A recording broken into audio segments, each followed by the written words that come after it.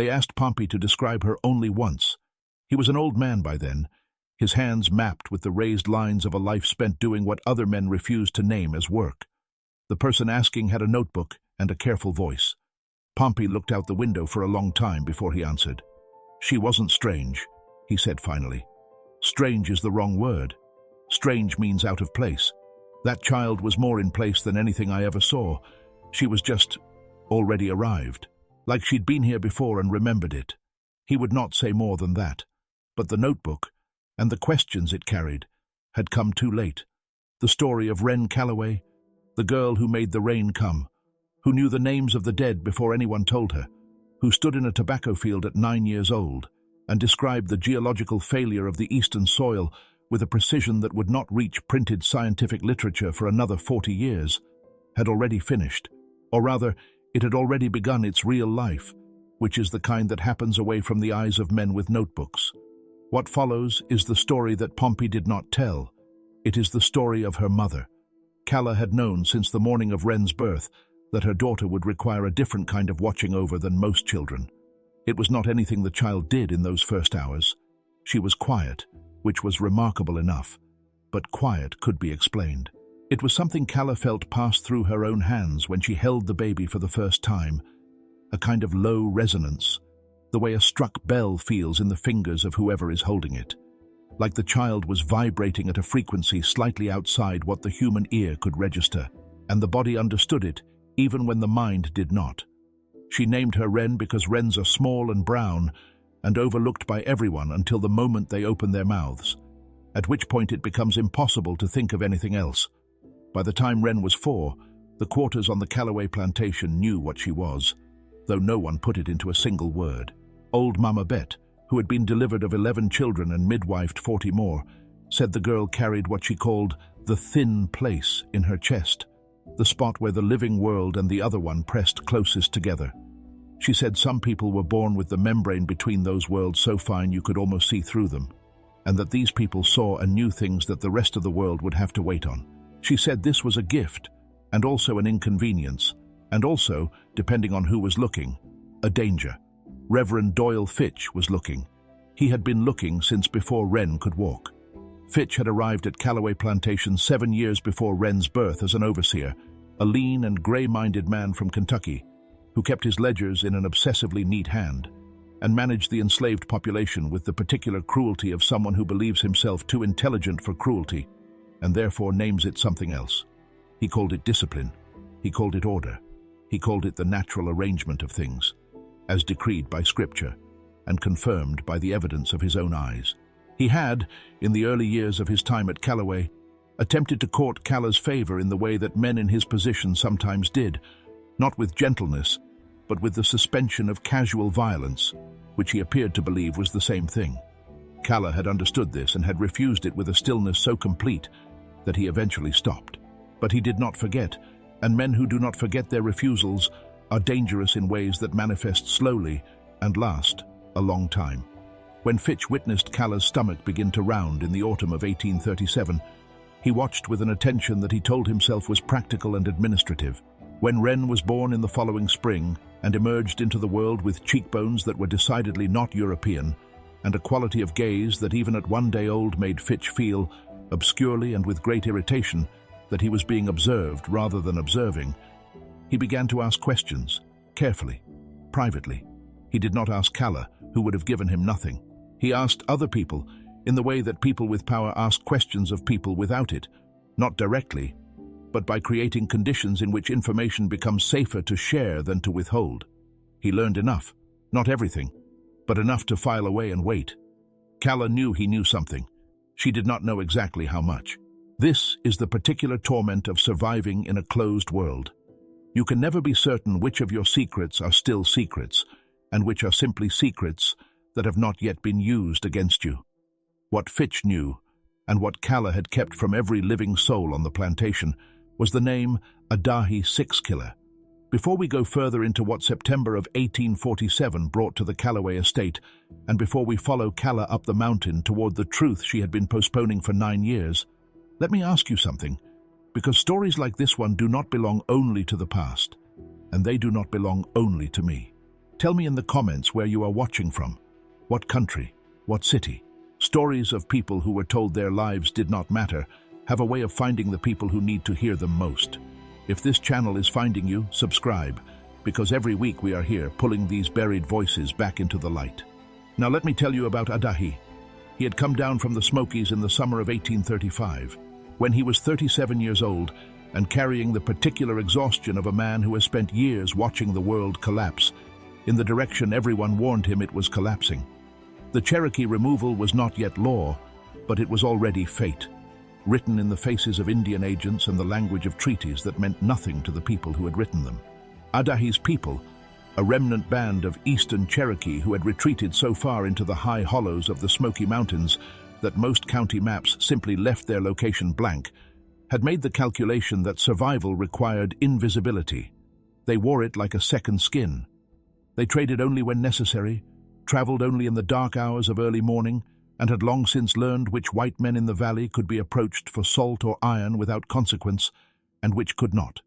Adahi had come down for iron.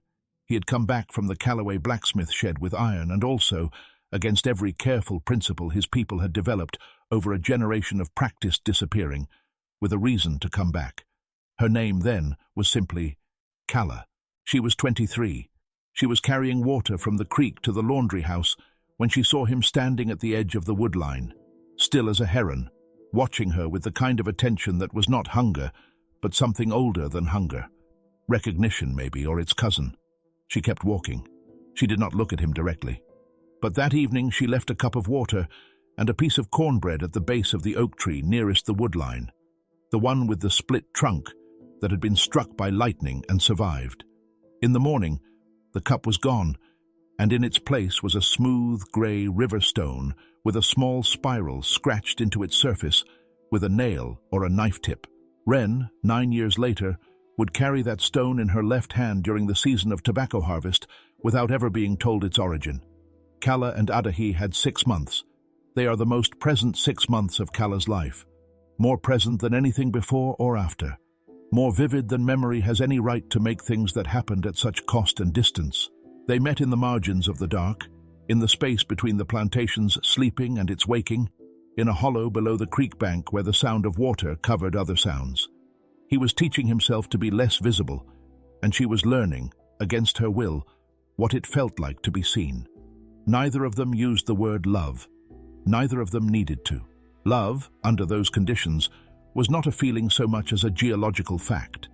Immovable, present without announcement, discoverable only when you put your hands on it. In the late winter of 1836, Adahi went back up the mountain. He had to. The Removal Act's machinery was grinding toward its conclusion, and every Cherokee person in Tennessee who was below the tree line was a target. He went because staying would have gotten them both killed, and he went with the particular helplessness of a man who has made the only decision available to him and will spend the rest of his life understanding exactly what it cost. Calla did not tell him she was already carrying his child. She did not know yet. By the time she knew, the mountain had taken him back. Now it is September, 1847. Wren is 9 years old, and the tobacco harvest is running 3 weeks behind because of an irregular rain pattern that Wren had described to Pompey in April, with the quiet specificity of someone reading from a document. She had been sitting in the dirt outside the cabin, drawing lines in the dust with a stick, when she said without looking up, "The rains will be late this year. They will come all at once in August, then stop. The tobacco will need 3 more weeks, and then the weather will turn fast. Best tell Mr. Whitmore to prepare for a cold October." Pompey had told Whitmore, who was the plantation's head field hand and who had the practical wisdom to listen.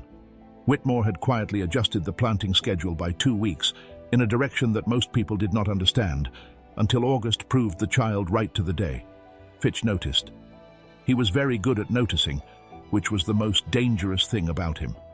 By September, Fitch had been watching Wren for 4 years with the accumulation of a man building a case. He kept notes in the back of a small ledger that he hid inside a Bible on the top shelf of his office, which was also now his chapel, because 2 years ago, the plantation's owner, Garrison Callaway, had given him a formal religious authority he called a lay pastorate, and which Fitch treated as a promotion. Calla believed this had been a mistake on Garrison Callaway's part, though she could not say so. Giving Fitch a Bible to carry publicly had made him more dangerous, not less, in the way that giving a man who already believes in his own righteousness an institution to represent tends to calcify everything frightening about him into something architectural and hard to argue with. It was Fitch who had written the letter. Calla did not know this yet. She would know it in 4 days, when she found the letter's twin in Dr. Harlan Voss's coat pocket. Harlan Voss rode onto the Callaway estate on the 15th of September, 1847, on a fine bay horse and wearing a coat that had cost more than a field hand would earn in 3 years of being hired out to neighboring farms. He had a leather satchel, 2 wooden cases of instruments, and the smooth face of a man who had practiced his manner the way other men practice a musical instrument. Hours of deliberate work, all in service of making it look effortless.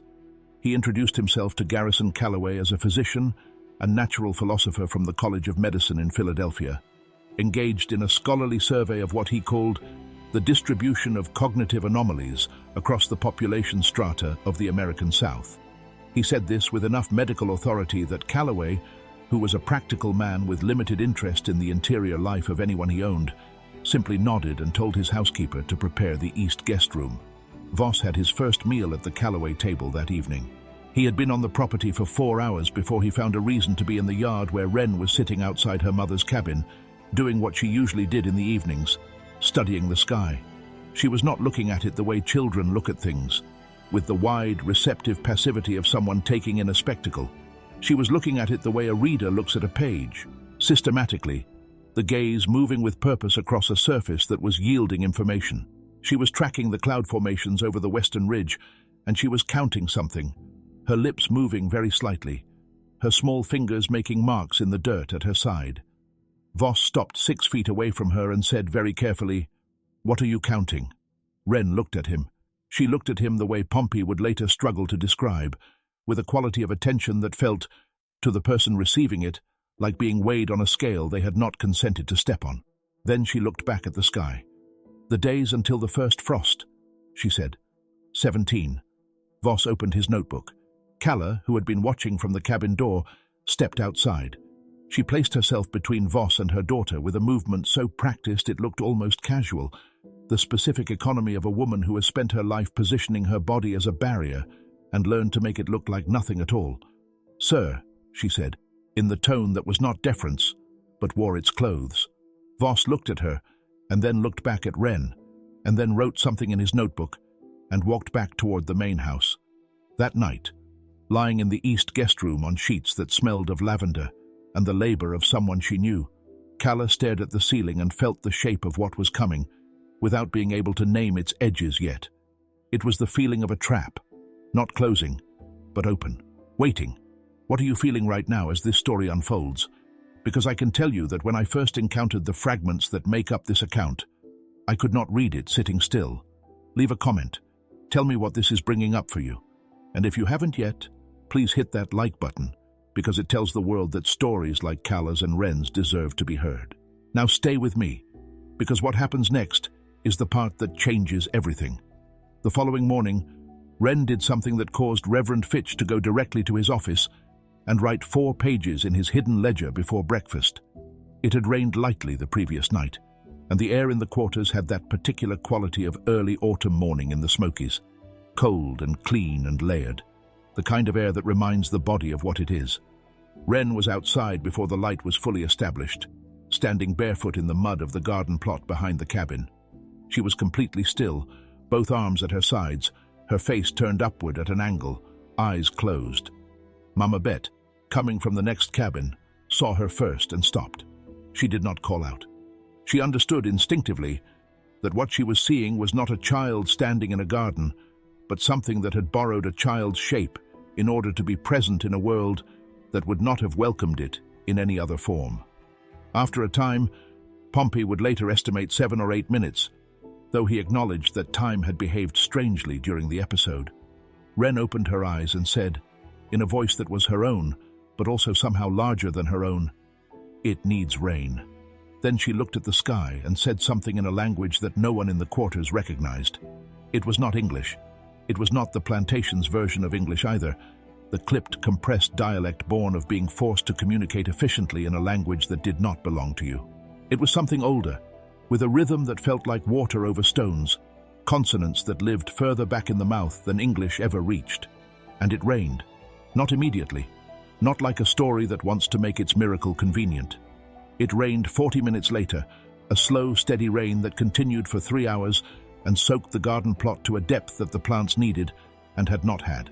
Fitch, who had been at the window of his office with his ledger open, noted the time the child had spoken, and the time the rain had begun, and the duration of the rain, and then sat for a long while with his pen resting against the page and his thin face arranged into an expression that, on a man less constrained by his own self-image, might have been called fear. That afternoon he rode the 2 miles to the Crossroads post office and retrieved a letter he had been expecting for 3 weeks. It was from a Dr. Harlan Voss, written before Voss had arrived, confirming his travel dates and referencing the subject of our prior correspondence, with the oblique formality of a man who was being careful about what he committed to paper. Fitch had written to Voss in July, describing Wren in terms that were simultaneously clinical and frightened. The mathematical abilities, the predictions, the strange quality of attention, the matters that Fitch framed as demonic influence, and Voss had apparently reframed in his response as extraordinary cognitive and potentially atavistic characteristics. They were afraid of the same child for completely different reasons, which would prove, in the end, to be the precise mechanism of their mutual destruction. Calla found this out on the 19th of September, a Tuesday. Voss had left his leather satchel in the yard while he walked the fields with Garrison Calloway, who was showing him the plantation's layout, with the expansive pride of a man who loved his property in the way that some men love God, completely, and without any awareness of the irony. The satchel had been left on the mounting block near the stable, and Calla, who was carrying fresh water from the well to the main house, passed within 3 feet of it. It had fallen onto its side, and its brass clasp had come open, and the corner of a folded letter was visible beneath the edge of a leather-bound notebook. She had learned to read, had taught herself with a patience that was itself a form of genius. In the years before Wren was born, in a period when Fitch had not yet focused his particular attention on her, she read the way she did everything that mattered, quickly, completely, without expression, every movement of her eyes performing the additional function of watching for the person who would notice what her eyes were doing. She read the letter in the time it took to set down the water bucket and pick it up again. It was from Fitch. It was dated the 3rd of July, 1847. In it, Fitch described Wren with a specificity that told Calla he had been taking notes for years. He described her predictions. He described the rain. He described in a passage that made Calla's stomach clench with an anger so cold it felt like iron, the child's physical appearance, her height, the color of her skin, her cheekbones, her eyes, and then used those physical details as evidence that what he was seeing was the influence of non-African heritage, which I believe to be of the Indian variety, and which may account for the supernatural qualities the subject displays, as it is known among certain scholars that the Indian mind retains primitive connections to the natural world that the more civilized races have correctly outgrown. The letter concluded with a proposal that Voss should come and evaluate the girl, and that if his evaluation confirmed Fitch's assessment, arrangements should be made to have her sent to Philadelphia, where her anomalous characteristics could be studied in a controlled environment for the advancement of natural philosophy. The advancement of natural philosophy. Calla set the water bucket down a second time, with a care that cost her something, and breathed until the care stopped costing her. Then she picked it up and continued to the main house.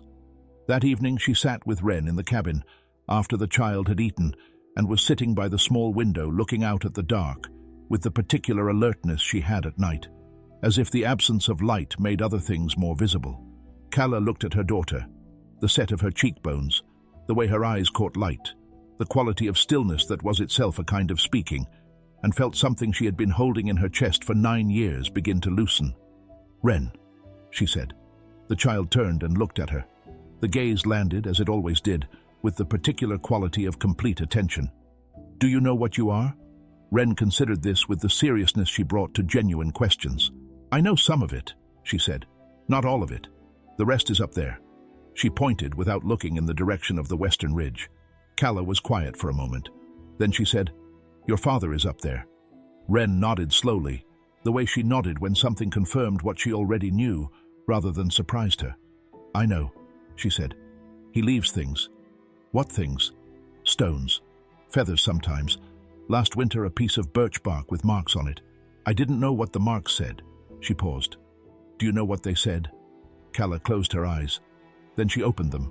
"I don't know what he wrote, but I know his language a little. Some words." She stopped.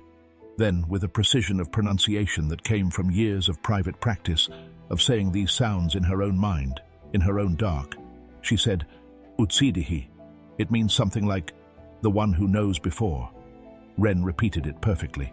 The word sat in the cabin's air for a moment and seemed to make the candle flame move. "We need to find him," Calla said. It was the first time in 9 years she had said "we," and meant the two of them going somewhere together towards something she had been refusing to go toward. It felt, when the words were out, like setting down something heavier than the water bucket. It felt like a beginning, wearing the face of a very long ending.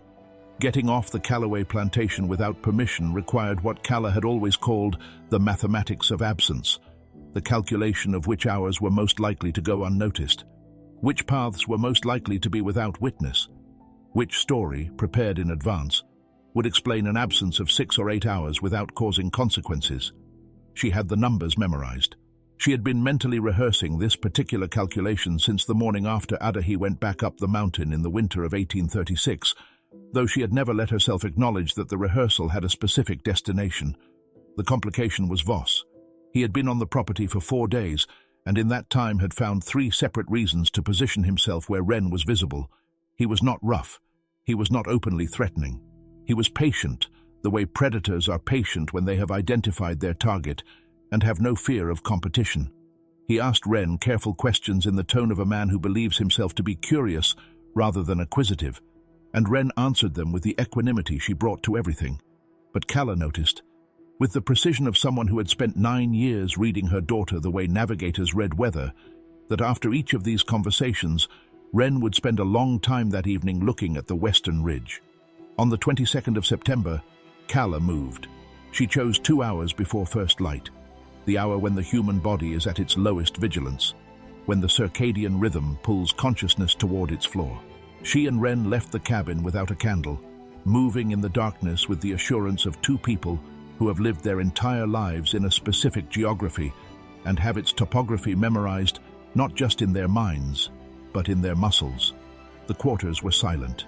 The main house was dark. The only light was the faint orange pulse from the window of Fitch's office, where the Reverend was doing what he often did in the small hours, sitting with his ledger and his anxieties and whatever he called God. They crossed the yard. They crossed the garden. They passed through the gate in the split-rail fence at the property's western edge, the one whose hinges Calla had been oiling quietly for 2 weeks in preparation for this night, so that it opened without sound. Then they were in the dark of the tree line, and the plantation was behind them. Wren walked beside her mother without speaking.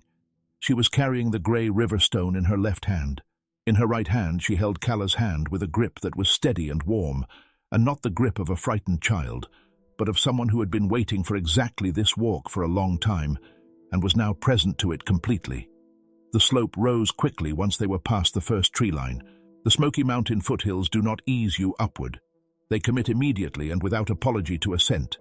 The ground angling sharply under hardwood roots and wet limestone, the path narrowing to deer trails, and then to what wasn't a trail at all, but a direction.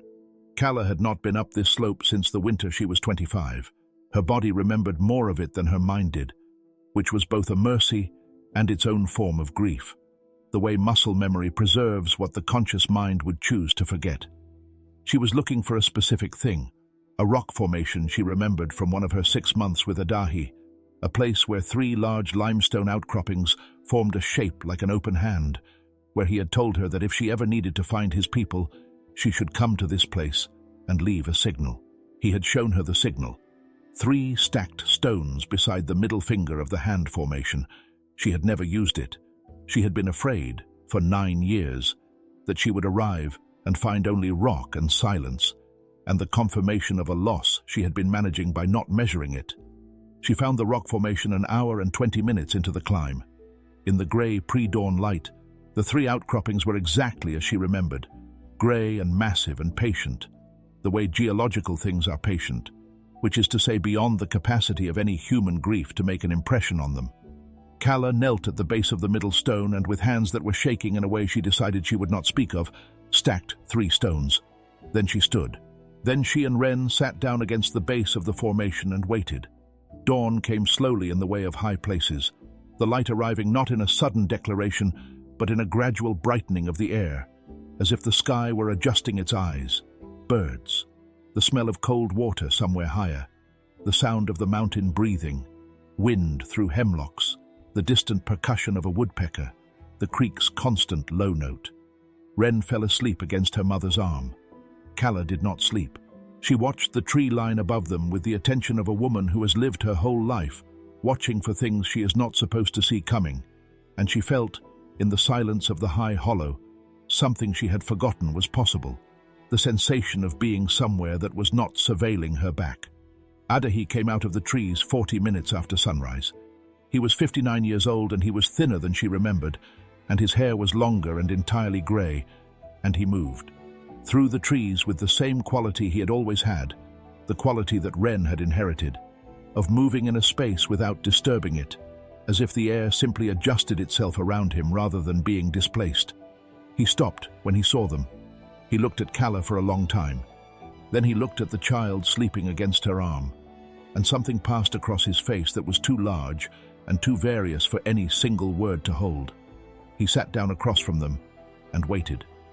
When Wren woke, she looked at him without surprise. She looked at him the way she looked at things she had already seen in some prior version of the present. She opened her left hand and looked at the gray river stone. Then she held it out to him. He took it. He turned it over twice in his hands.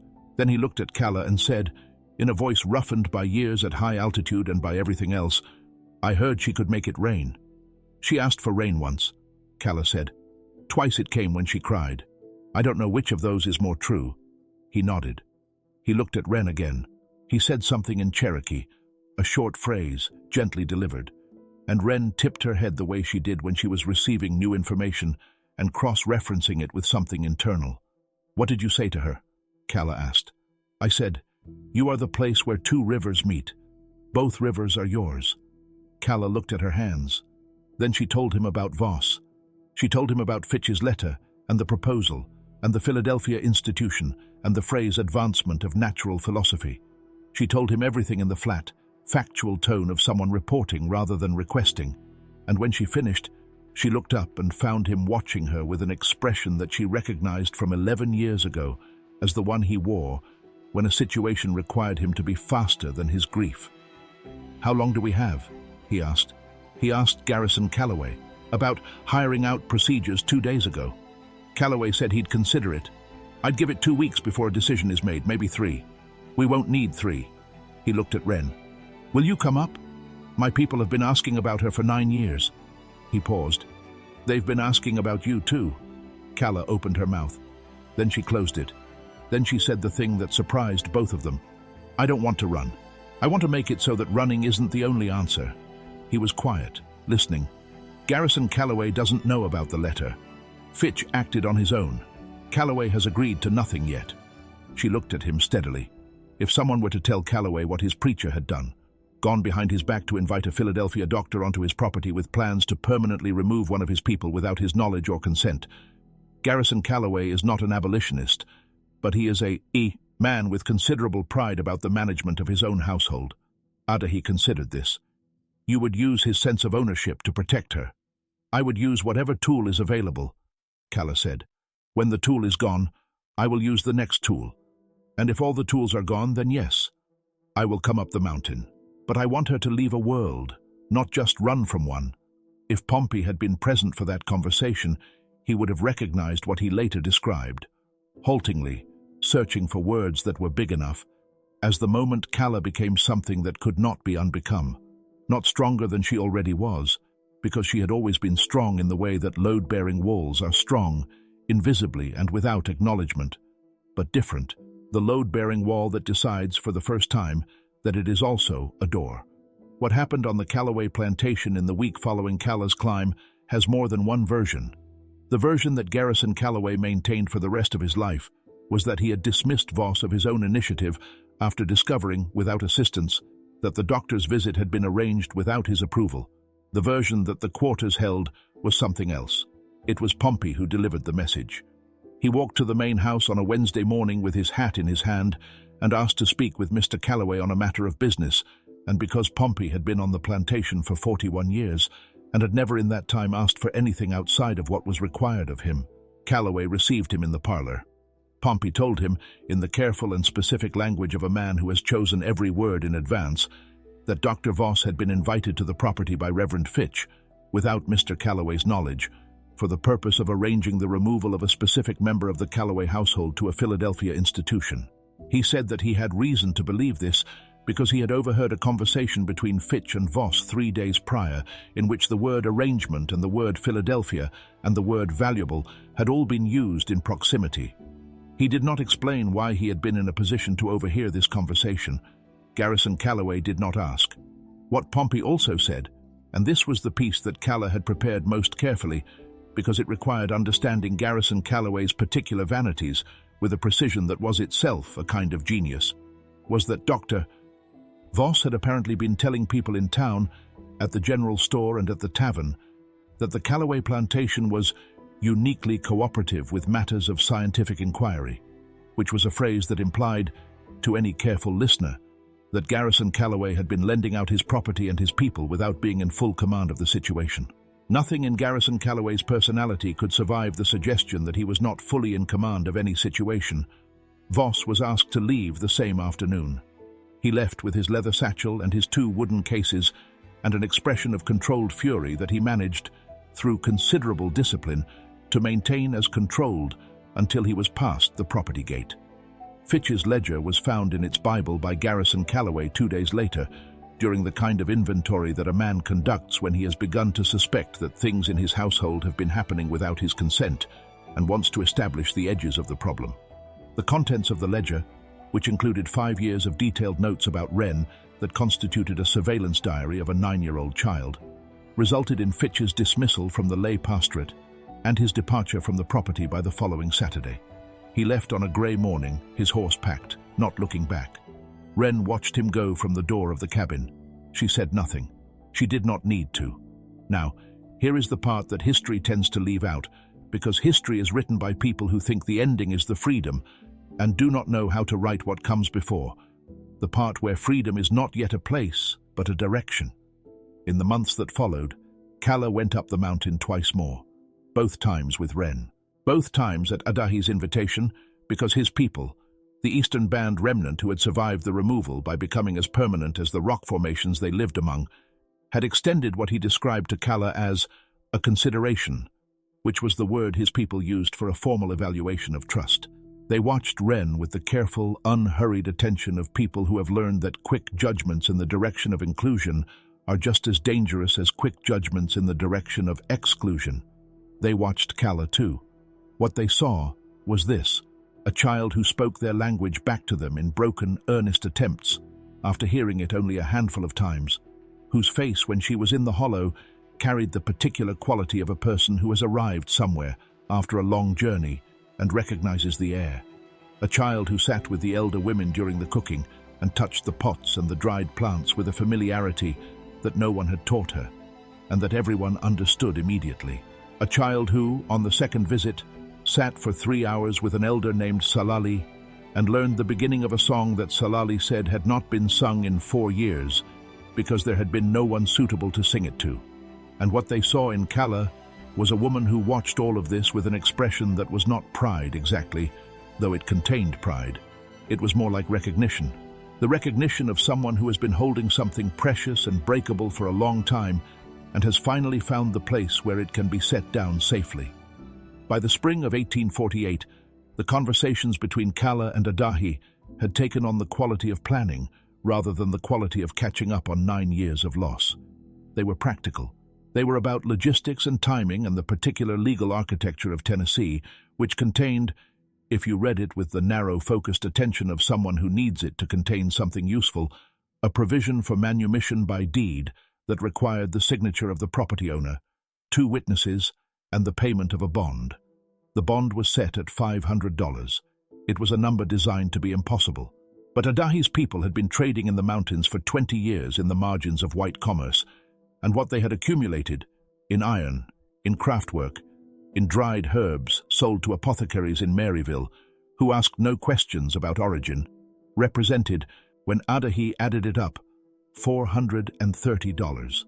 The remaining $70 came from Pompey, who had been quietly accumulating hire-out earnings for 30 years in a tin box buried under the floor of his cabin, and who placed the money in Calloway's hands on a Tuesday morning in April of 1848 without a word, and with the expression of a man performing the most important transaction of his life. Garrison Calloway signed the manumission deed on the 12th of May, 1848, in the presence of two witnesses, for reasons that the historical record does not detail, but that the people who were present that day understood to involve several converging pressures, including the continued embarrassment of the Fitch episode, the practical utility of a woman who had been managing his household with exceptional competence for 20 years, and who had recently, in a conversation he did not fully understand but found persuasive, made a case for her own freedom in terms of contractual labor value that left him without a strong counterargument. He freed Calla. He freed Wren. They walked out of the Calloway estate on a Wednesday morning. Wren was carrying the river stone in her left hand. Calla was carrying a folded document in her right, the manumission deed, which she had memorized completely and which she could reproduce from memory in its entirety, because she had understood from the moment Pompey placed the money in her hands that a piece of paper, however official, is only as permanent as the person carrying it, and that the real protection is in knowing it by heart. Pompey stood at the gate as they left. He was not crying. He was past the age where crying served anything, but his face held something that the people of the quarters recognized, and that had no word in English. It was the specific combination of grief and rightness that arrives when something that should have happened a long time ago finally happens, and the joy of it and the cost of it arrive at the same moment and are impossible to separate. Wren stopped when she reached him. She looked at him for a moment with that quality of complete attention. Then she said, in the voice that was hers but also larger than hers, "You will live to see 83. He did. He was still alive. Pompey, as history would record him, in the autumn of 1868, when the person with the notebook came to ask him to describe the child. He was 80 years old then, and would live 3 more years. He told them she wasn't strange. He told them she was already arrived. What he did not tell them, because he understood that some things are protected by silence, and that silence is itself a form of keeping faith with the people who trusted you, was where she had gone. She had gone up the mountain. They both had, Calla and Wren, up past the rock formation shaped like an open hand, into the hollow where the creek ran clean and cold, and the hemlocks were so tall their tops were a separate weather. They had gone to the place where Adahi's people had been holding a particular kind of space open, not waiting, because waiting implies uncertainty, but more like the space a door holds before the person it belongs to comes home. Wren grew up in 2 languages and 2 knowledges, and 1 love, which was the love of a mother who had carried her through the middle of a world that wanted to reduce them both to their usefulness, and had survived by refusing the reduction, had survived by being always at cost, in the dark and in the open, precisely and completely herself. Years later, when people in the mountain communities of Blount County spoke of certain weather patterns that seemed responsive to things other than meteorology, or when children born in the hollows above the valley displayed the specific quality of attention that their parents described with the phrase, "that old knowing," or when the eastern band Cherokee of that region spoke about a family whose blood carried what they called the mark of 2 rivers, they were speaking, without always knowing it, about the aftermath of a Tuesday morning in September of 1847, when a woman named Calla went to a tobacco field to carry water and read a letter and decided, in the span of the time it takes to set down a bucket and pick it up again, that she was finished managing her own disappearance. If this story found something in you that you didn't know was there, if Calla's courage, or Wren's impossible knowing, or the love that survived 9 years of mountain and silence has left a mark, then you are exactly who this channel exists for. Subscribe and turn on notifications. Every week we come back here to pull another buried story into the light. Stories of people who were told they did not matter, told by the fact of our remembering them that they always did. Share this with someone who needs to hear it. These voices have been waiting long enough. The river stone is still in the hollow. No one has moved it in more than 170 years. The spiral scratched into its surface has worn thin with decades of hands, but it is still visible if you know to look for it. A small circle turning inward, which is one way of drawing the thing that has no end. The world Wren was born into had already decided what she was worth. It had measured her in the units it understood: labor, rarity, scientific curiosity, inconvenience.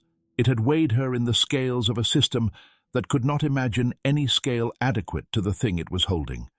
But the mountain knew, the water knew, the stone with the spiral knew, and her mother, who had carried her through the middle of the worst kind of world with the best kind of love, she had known from the very first morning, from the first moment she held the child and felt the low resonance pass through her hands, like a bell that had been struck before either of them arrived. She had known that her daughter was not strange. She was just already arrived.